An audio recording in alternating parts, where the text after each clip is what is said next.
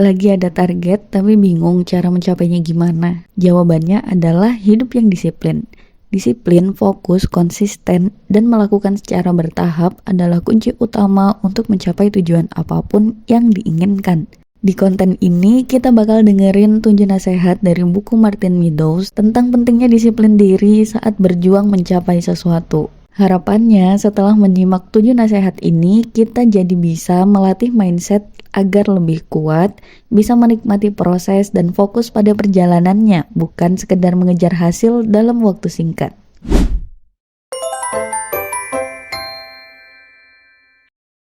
Fokus jangka panjang. Agar berhasil, Anda harus memiliki fokus jangka panjang. Sebagian besar tantangan dalam hidup kita berasal dari fokus jangka pendek. Saya menghabiskan beberapa tahun yang panjang untuk memulai satu demi satu bisnis, menipu diri sendiri bahwa membangun bisnis 6 digit dalam beberapa bulan adalah mungkin. Setiap kali saya gagal mencapai tujuan saya menutup satu bisnis dan mulai mengerjakan bisnis lain. Kadang-kadang saya mengerjakan 2 atau 3 ide pada saat yang sama, berpikir bahwa salah satunya pasti akan berhasil. Saya akan menghemat banyak waktu jika saya menyadari bahwa saya memiliki fokus jangka pendek, dan sikap ini telah menjadi alasan utama mengapa saya tidak dapat mencapai tujuan saya. Saat saya mengubah pola pikir saya menjadi berada di dalamnya untuk jangka panjang, banyak hal mulai terjadi. Ketika saya melihat kembali tujuan saya yang lain, saya berjuang dengan cara yang sama karena alasan yang sama. Dalam kebugaran, saya ingin membangun fisik yang terdefinisi dengan baik secepat mungkin. Saya sering mengurangi asupan kalori harian ke tingkat yang tidak mungkin dipertahankan dalam jangka panjang.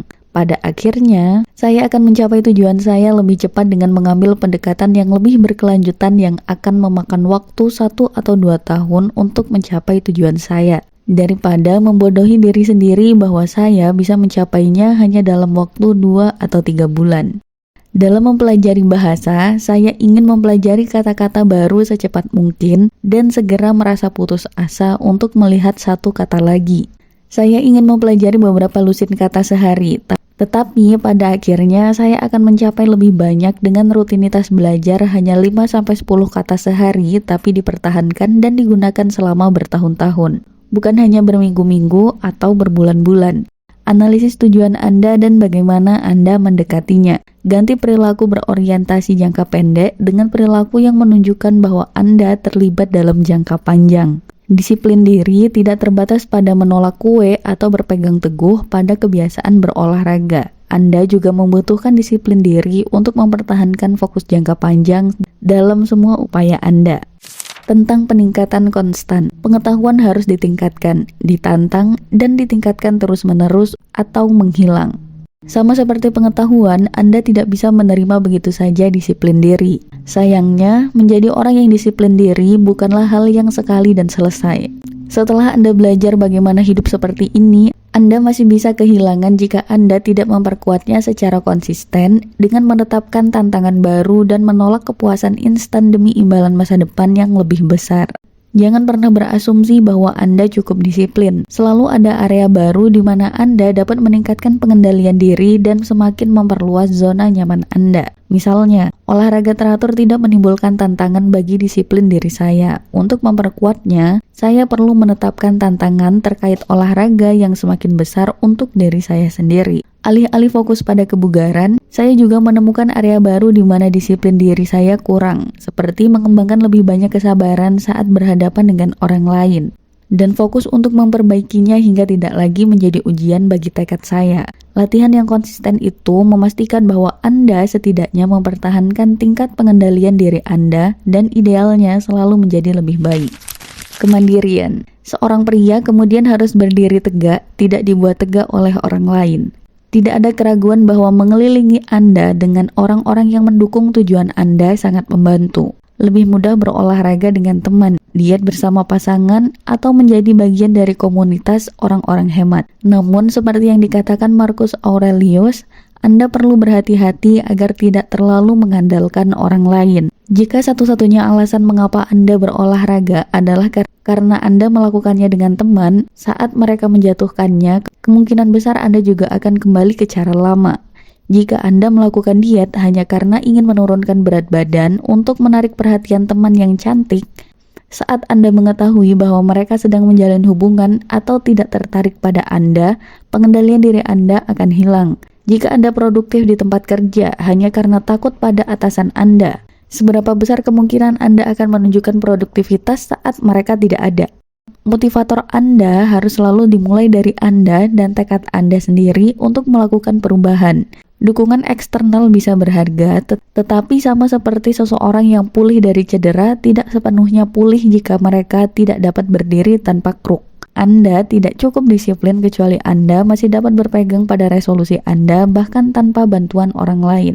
Bangkit dari abu kegagalan. Kemunduran sering membuka jalan bagi kemakmuran yang lebih besar. Banyak hal telah jatuh hanya untuk naik ke ketinggian yang lebih tinggi. Tidak peduli seberapa disiplin diri Anda, tidak ada jalan keluar dari kenyataan bahwa terkadang Anda akan tersandung. Mungkin Anda akan memakan sepotong kue daripada salad. Mungkin Anda akan melewatkan latihan karena malas. Ada kemungkinan ketika usaha Anda gagal, Anda akan kehilangan disiplin diri untuk melanjutkan dan kembali ke kebiasaan lama yang tidak diinginkan. Semuanya setara, dan semakin cepat Anda menerimanya, semakin mudah untuk menangani kemunduran begitu terjadi.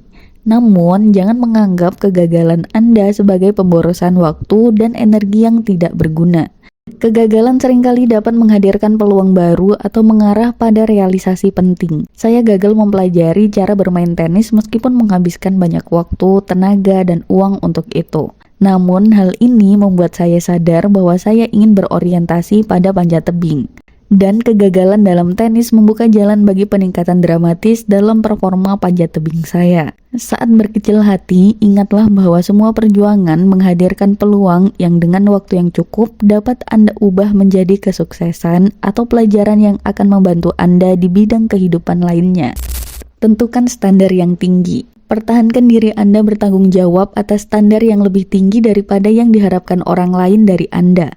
Jangan pernah memaafkan diri sendiri. Jangan pernah mengasihani diri sendiri. Jadilah tuan yang keras untuk diri sendiri dan bersikap lunak kepada orang lain. Satu-satunya standar yang harus Anda perhatikan adalah standar Anda sendiri. Jika Anda bertindak sesuai dengan standar kebanyakan orang, Anda akan kelebihan berat badan, tidak fit, tidak sehat, malas, membenci pekerjaan Anda, tidak punya cukup waktu untuk keluarga, dan terlilit hutang. Saya terkadang mendapatkan kritik untuk tujuan saya. Kamu sudah kurus, kenapa masih menjaga pola makan? Kenapa kamu menyimpan begitu banyak uang? Kamu harus menjalaninya. Tidak bisakah kamu hidup seperti orang normal daripada bangun jam 5 pagi dan tidur paling cepat jam 8 malam? Menurut standar orang yang mengkritik saya seharusnya sudah berhenti memperbaiki diri sejak lama. Menurut standar saya, pertumbuhan tidak boleh berakhir. Saya selalu menganggap diri saya bertanggung jawab untuk standar yang lebih tinggi, dan ini memungkinkan saya untuk mempertahankan kebiasaan ramah sukses dalam hidup saya dan mencapai lebih banyak kesuksesan. Menunjukkan pengendalian diri adalah salah satu demonstrasi paling kuat dari memiliki standar yang tinggi. Membiarkan emosi dan dorongan sesaat mengendalikan hidup Anda, seperti yang dilakukan kebanyakan orang, adalah jalan yang pasti menuju keadaan biasa-biasa saja. Berjuang dengan baik. Hal penting dalam Olimpiade bukanlah untuk menang, tetapi untuk ambil bagian. Hal yang terpenting dalam hidup bukanlah kemenangan, tetapi perjuangan. Hal yang penting bukan untuk ditaklukkan, tetapi untuk berjuang dengan baik. Tidak ada yang memberi Anda nilai apapun untuk tingkat disiplin diri Anda. Tidak ada garis finish dan tidak ada podium untuk para pemenang. Satu-satunya tujuan membangun disiplin diri adalah untuk menaklukkan diri sendiri. Dorongan Anda sendiri, kelemahan Anda sendiri, dan perilaku sabotase diri Anda sendiri. Sangat mudah untuk melupakan fakta ini dan berasumsi bahwa ketika Anda mencapai tujuan Anda sudah selesai. Nyatanya, momen mewujudkan impian bukanlah momen terpenting. Ini penting, tidak diragukan lagi, tetapi tanpa proses yang mengarah ke sana, itu sendiri tidak berarti. Saat-saat terpenting adalah saat-saat perjuangan, ketika Anda berjuang untuk berjuang, bahkan ketika Anda hampir tidak dapat berdiri dan seluruh dunia berputar di sekitar Anda. Tindakan inilah yang membuktikan keberanian Anda dan menghujani Anda dengan manfaat yang mencakup kehidupan. Bukan tindakan untuk menang itu sendiri. Setiap kali Anda merasa frustasi karena Anda masih jauh dari garis finish, ingatlah bahwa pada saat ini, Anda sedang mengumpulkan hadiah terbesar. Perjuangan ini sendirilah yang meningkatkan Anda dan membuat Anda menjadi orang yang lebih sukses. Terakhir, mulai ambil langkah kecil. Kita harus mendisiplinkan diri kita sendiri dalam hal-hal kecil dan dari sana menuju ke hal-hal yang lebih bernilai. Jika Anda sakit kepala, berlatihlah untuk tidak mengumpat. Jangan mengutuk setiap kali Anda sakit telinga, dan saya tidak mengatakan bahwa Anda tidak bisa mengeluh. Hanya jangan mengeluh dengan seluruh keberadaan Anda. Roma tidak dibangun dalam sehari, dan Anda tidak akan membangun disiplin hanya dalam satu malam.